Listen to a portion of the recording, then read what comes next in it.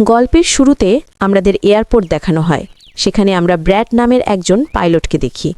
সে দ্রুত বিমানের দিকে এগিয়ে যাচ্ছে এবং একই সঙ্গে ভিডিও কলের মাধ্যমে নিজের মেয়ের সঙ্গে কথা বলছে। তার মেয়ে বলে, আজ সকালে আমি খবর দেখেছিলাম, সেখানে বলা হচ্ছিল আপনি যে জায়গায় যাচ্ছেন সেখানে আবহাওয়া খুবই খারাপ, যার কারণে আরও অনেকগুলো ফ্লাইট বাতিল করে দেওয়া হয়েছে, তাই আপনারও ফ্লাইট বাতিল করে বাড়ি ফিরে আসা উচিত। কিন্তু ব্র্যাড হাসতে হাসতে জবাব দেয়, আমি আগেও অনেকবার এমন খারাপ আবহাওয়ায় নিরাপদে বিমান চালিয়েছি, তাই তুমি চিন্তা করো না, আমি খুব শিগগিরই বাড়ি ফিরে আসব। এটা শুনে তার মেয়ে খুশি হয়ে কল কেটে দেয়। এরপর ব্র্যাড বিমানের ককপিটে এসে কো পাইলটের সঙ্গে দেখা করে। কো পাইলট একটু নার্ভাস ছিল, কারণ আজই সে প্রথমবারের মতো ফ্লাইট চালাতে যাচ্ছে। ঠিক তখনই এক এয়ার হোস্টেস এসে ব্র্যাডকে বাইরে ডাক দেয়। বাইরে একজন পুলিশ অফিসার ব্র্যাডকে জানায় যে জরুরি পরিস্থিতির কারণে তাকে একজন খুনিকে সঙ্গে নিতে হবে, যার নাম টনি। টনি একজন খুব শক্তিশালী এবং বিপজ্জনক মানুষ, যার বিরুদ্ধে খুনের মামলা রয়েছে। এখন তাকে বিমানের মাধ্যমে অন্য দেশে নিয়ে গিয়ে যাবজ্জীবন কারাদণ্ডের জন্য জেলে পাঠানো হবে। পুলিশ অফিসার ব্র্যাডকে বলে যে এই দায়িত্ব তোমাকে দেওয়া হচ্ছে কারণ তুমি একজন যোগ্য এবং বুদ্ধিমান পাইলট। ব্র্যাড রাজি হয়ে যায় এবং টনিকে বিমানের একদম পেছনের সিটে বসিয়ে দেয়, যাতে অন্য যাত্রীরা কোনো অসুবিধায় না পড়ে। এরপর সব যাত্রী তাদের আসনে বসে পড়ে এবং ব্র্যাড বিমানকর্মীদের কাছে গিয়ে নিশ্চিত করে যে সব যাত্রী এসে গেছে। এরপর বিমানটি টেক অফ করে আকাশে উঠে যায়। নির্দিষ্ট উচ্চতায় পৌঁছানোর পর ব্র্যাড বিমানটিকে অটো পাইলটে সেট করে কো পাইলটের সঙ্গে নিজের পরিবার নিয়ে গল্প করতে থাকে। ব্র্যাড কো পাইলটকে মোবাইলে নিজের মেয়ের ছবি দেখিয়ে বলে, আমি আমার মেয়েকে ভীষণ ভালোবাসি, এই দুনিয়ায় আমরা দুজন ছাড়া আর কেউ নেই। অন্যদিকে বিমানে বসে থাকা যাত্রীরা তাদের যাত্রা উপভোগ করছিল, কিন্তু তারা জানত না যে অল্প কিছু পরেই তাদের সঙ্গে খুব ভয়ঙ্কর কিছু ঘটতে যাচ্ছে। ককপিটে বসে থাকা দুই পাইলটও খুশি ছিল, আর বিমানও একদম স্বাভাবিকভাবে উঠছিল। ঠিক তখনই হঠাৎ করে আবহাওয়া খারাপ হয়ে যায় আর বিমানটা হালকা ঝাঁকুনি দিতে শুরু করে। এতে ব্র্যাড চিন্তিত হয়ে পড়ে, কারণ তার মনে হচ্ছিল কিছু একটা ঠিক নেই। সে যাত্রীদের সিট বেল্ট বেঁধে নেওয়ার ঘোষণা দেয় এবং রেডিওর মাধ্যমে কন্ট্রোল টাওয়ারের সঙ্গে যোগাযোগ করার চেষ্টা করে, কিন্তু সে যোগাযোগ করতে পারে না, কারণ খারাপ আবহাওয়ার কারণে সব রেডিও কাজভাড়া বন্ধ করে দেয়। হঠাৎ এক প্রবল বজ্রপাত এসে বিমানে আঘাত হানে, ফলে বিমানটি প্রচণ্ডভাবে কাঁপতে শুরু করে। ব্র্যাড যাত্রীদের অবস্থা দেখতে ককপিট থেকে বাইরে যায়। যাত্রীদের দেখে তার কিছুটা স্বস্তি লাগে, কারণ সবাই তখনও নিরাপদে ছিল। কিন্তু ধীরে ধীরে বিমানের লাইটগুলো নিভে যেতে শুরু করে, আর তখনই আবারও বিমানটিতে তীব্র ঝাঁকুনি লাগে। এতে ব্র্যাডের মাথা সামনের ছাদের সঙ্গে ধাক্কা খেয়ে সে মাটিতে পড়ে যায় এবং তার কপালে আঘাত লাগে। এই পরিস্থিতি দেখে সব যাত্রী ভয় ও আতঙ্কে কাঁপতে শুরু করে। ব্র্যাড দ্রুত আবার ককপিটে ফিরে আসে এবং নিজের সহ পাইলটের সঙ্গে মিলে বিমানটি নিয়ন্ত্রণে আনার চেষ্টা করতে থাকে। এটি তাদের জীবনের সবচেয়ে কঠিন মুহূর্তগুলোর একটি ছিল। খারাপ আবহাওয়ার কারণে তাদের সামনে কিছুই দেখা যাচ্ছিল না। ব্র্যাড বলে, আমাদের এখনই বিমানটিকে নিচে নামাতে হবে, কারণ যদি আরেকটি ঝাঁকুনি লাগে তাহলে বিমানটি সম্পূর্ণভাবে ধ্বংস হয়ে যেতে পারে। তারপর তারা সঙ্গে সঙ্গে বিমানের উচ্চতা কমাতে শুরু করে এবং বিমান দ্রুত নিচের দিকে নামতে থাকে। বিমানের ভেতরে থাকা যাত্রীরা তখন ভয় ও আতঙ্কে কাঁপছিল। ঠিক তখনই অপরাধী টনির সঙ্গে থাকা পুলিশ অফিসারের হাত থেকে মোবাইল ফোন পড়ে যায়। সে মোবাইলটি তুলতে নিজের সিটবেল্ট খুলে ফেলে। তাকে সাহায্য করার জন্য এক এয়ার হোস্টেসও নিজের সিটবেল্ট খুলে সামনে আসে, কিন্তু যেহেতু বিমানটি তখন দ্রুত নিচের দিকে যাচ্ছিল, সিটবেল্ট খোলার সঙ্গে সঙ্গেই তারা দুজন জোরে ওপরের ছাদের সঙ্গে ধাক্কা খায়। ধাক্কাটি এতটাই প্রবল ছিল যে তারা দুজন সেখানেই মারা যায়। এদিকে বিমানটি খুব নিচু উচ্চতায় নেমে আসে এবং কোনোভাবে দুই পাইলট সেটিকে নিয়ন্ত্রণে আনতে সক্ষম হয়। কিন্তু এখন বিমানে আর তেমন শক্তি বা পাওয়ার অবশিষ্ট ছিল না, তাই ব্র্যাড বুঝতে পারে যে বিমানটিকে এয়ারপোর্ট পর্যন্ত নিয়ে যাওয়া সম্ভব নয়। তখন সে সিদ্ধান্ত নেয় বিমানটিকে নিচে নামিয়ে সমুদ্রে ক্র্যাশ ল্যান্ডিং করাবে। কিন্তু ঠিক তখনই তারা দূরে একটি দ্বীপ দেখতে পায়। এরপর ব্র্যাড বিমানের দিক পরিবর্তন করে সেই দ্বীপের দিকে চালাতে থাকে এবং সেখানেই জরুরি অবতরণের সিদ্ধান্ত নেয়। অবশেষে বহু কষ্টের পর ব্র্যাড দ্বীপে থাকা একটি রাস্তায় সফলভাবে এমার্জেন্সি ল্যান্ডিং করে।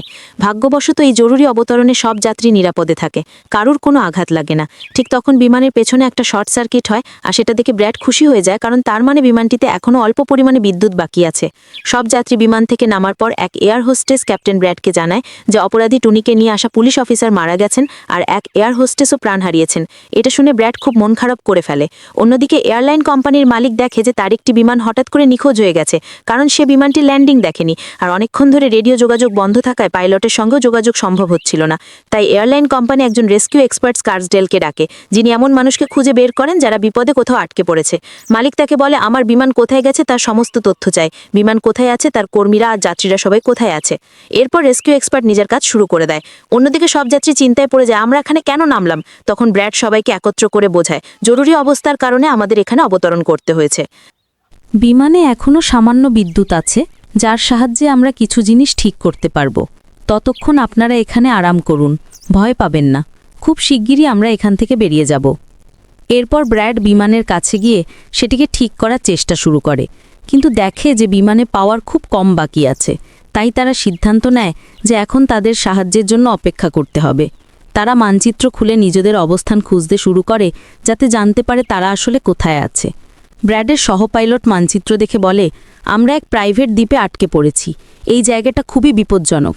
এখানে এমন লোকেরা থাকে যারা কোনো সরকার বা প্রশাসনের কথা শোনে না।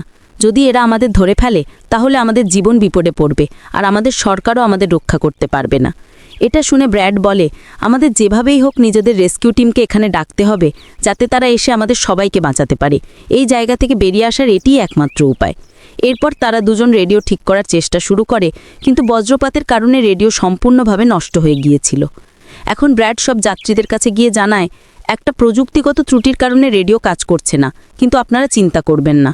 ব্র্যাড সবাইকে আশ্বস্ত করে বলে আমরা দ্বীপের অন্য পাশে গিয়ে কোনোভাবে রেডিও বা যোগাযোগের ব্যবস্থা খুঁজে বের করব। তারপর কন্ট্রোল টাওয়ারে আমাদের অবস্থান জানিয়ে রেস্কিউ টিমকে এখানে পাঠানোর অনুরোধ করব, যারা এসে আমাদের সবাইকে উদ্ধার করবে।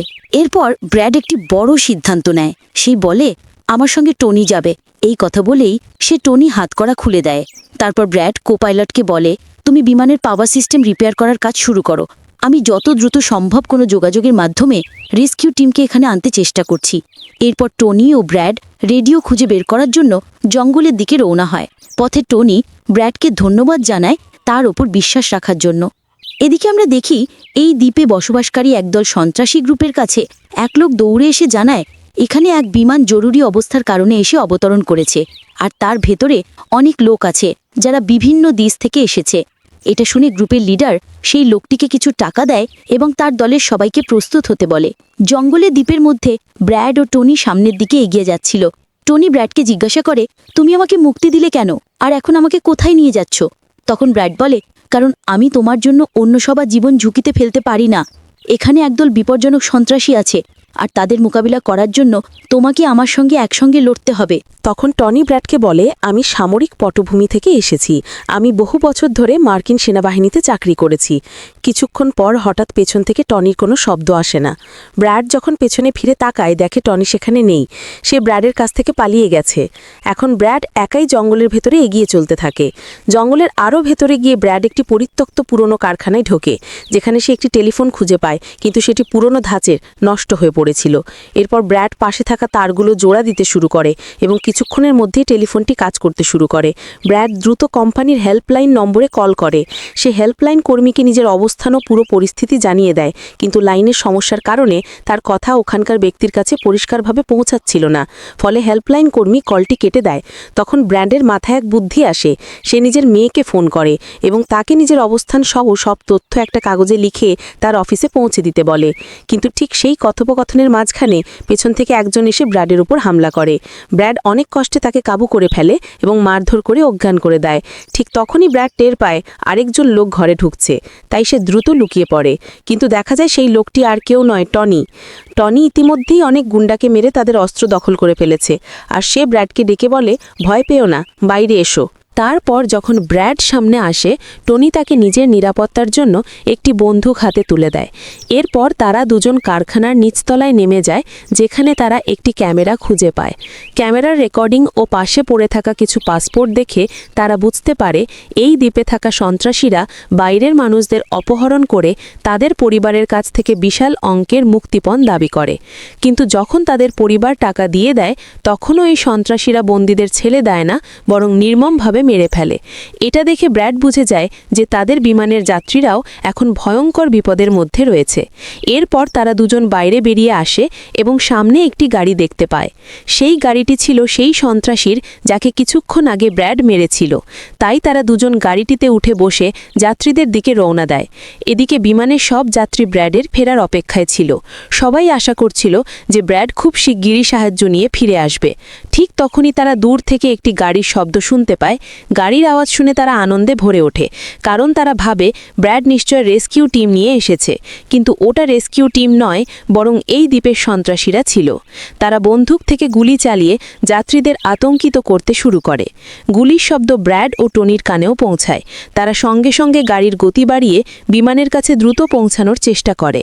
এদিকে সন্ত্রাসী দলের নেতা এক এয়ার হোস্টেসের কাছ থেকে সব যাত্রীর নামের তালিকা চায়। ভয়ে কাঁপতে কাঁপতে এয়ার হোস্টেস দ্রুত সেই তালিকা এনে দেয়। তারপর দলের একজন সন্ত্রাসী কো পাইলটকে জিজ্ঞাসা করে, তোমাদের সিনিয়র পাইলট কোথায়? কো পাইলট উত্তর দেয়, সে কিছু কাজে জঙ্গলে গিয়েছিল, কিন্তু এখনও ফিরে আসেনি।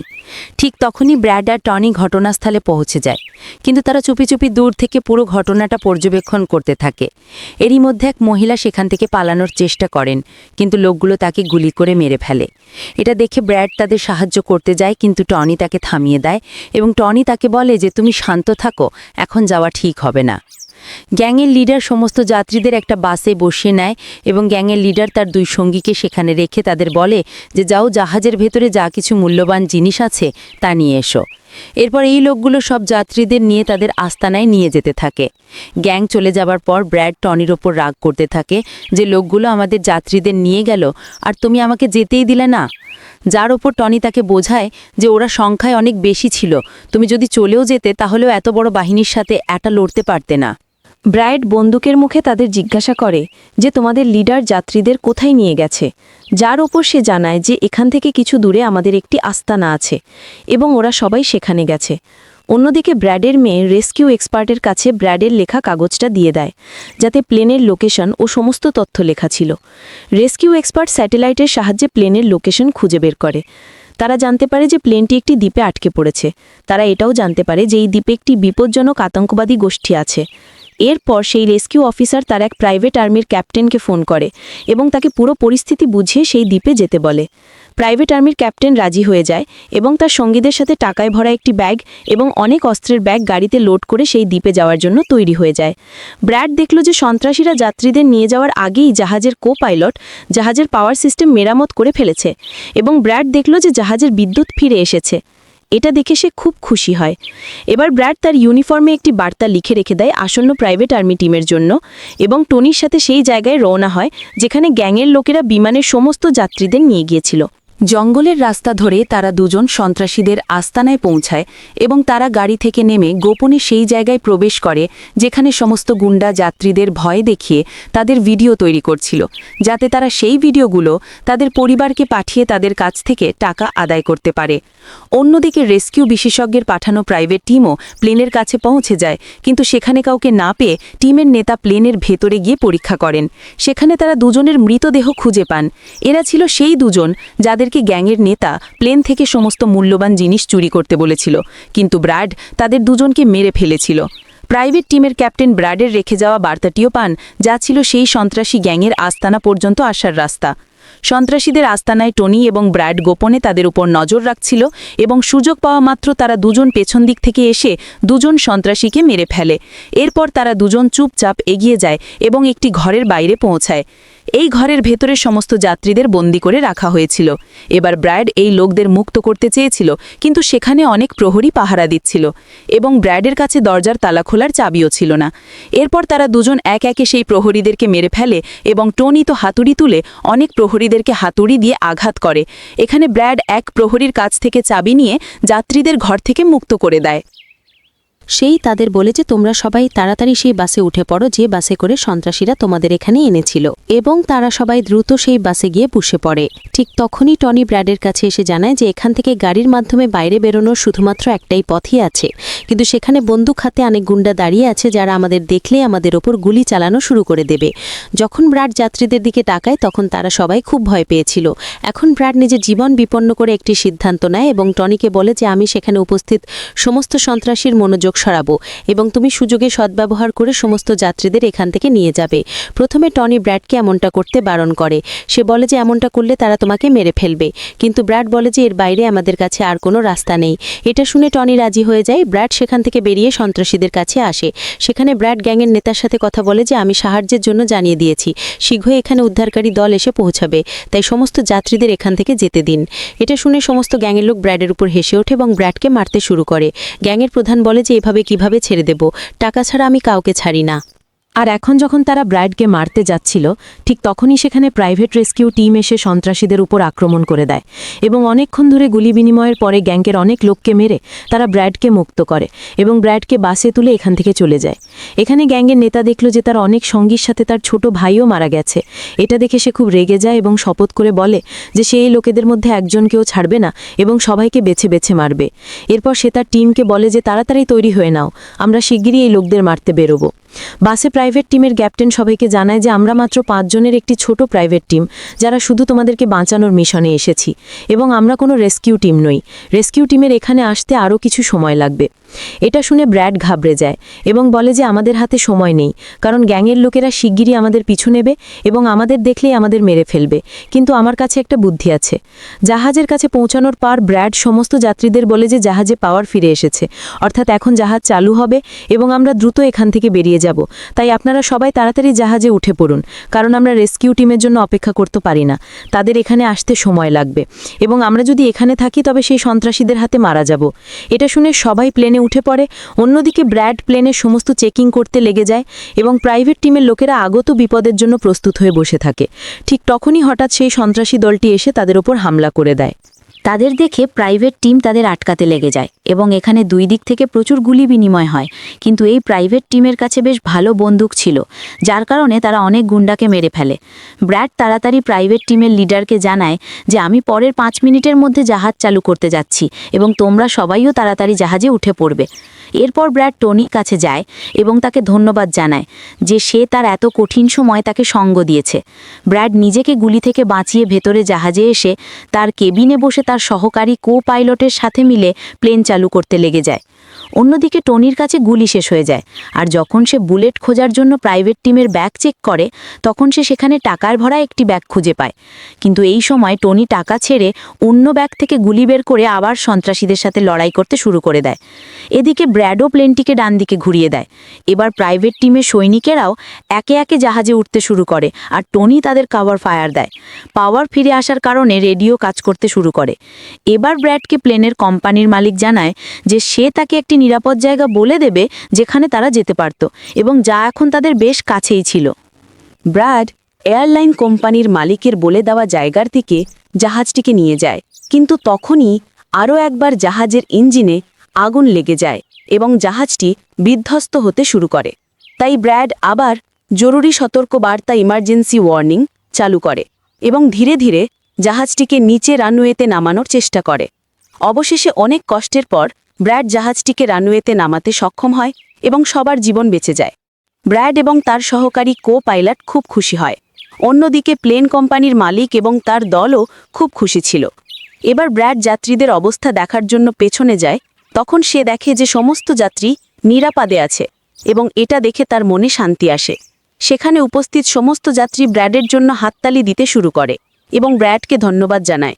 কিছুক্ষণের মধ্যেই সেখানে তাদের জন্য রেস্কিউ টিমও চলে আসে, যা দেখে সব যাত্রী খুশি হয়। এখানে ব্র্যাড সমস্ত যাত্রীকে রেস্কিউ টিমের সাথে পাঠিয়ে দেয় এবং ক্যাপ্টেন অবশেষে স্বস্তির নিঃশ্বাস নিয়ে জাহাজের সিঁড়িতে বসে তার মেয়ের সাথে ফোনে কথা বলে। এর সাথে এই গল্পটি শেষ হয়।